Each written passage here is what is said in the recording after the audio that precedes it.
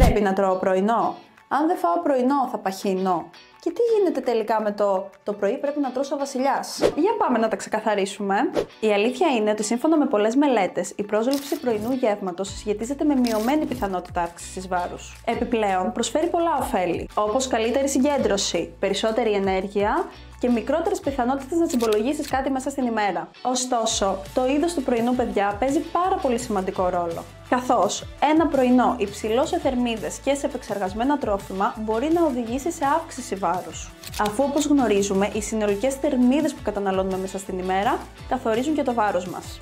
Σήμερα γνωρίζουμε ότι ένα ισορροπημένο πλάνο καθ' όλη τη διάρκεια της ημέρας είναι πιο σημαντικό από το να επικεντρωνόμαστε σε ένα μόνο γεύμα. Οπότε, τι να κάνεις? Ακολούθησε το σώμα σου. Αν το πρωινό σε βοηθάει γενικά, φτιάξε ένα θρεπτικό γεύμα που θα σου δώσει ενέργεια. Μπορείς για παράδειγμα να φτιάξεις φρυγανιές ολικής με μια φέτα τυρί και ένα αυγό, ή φρυγανιές με φυστικό βούτυρο, μέλι και μπανάνα, ή ακόμη και γιαούρτι χαμηλών λιπαρών με φρούτα και βρώμη.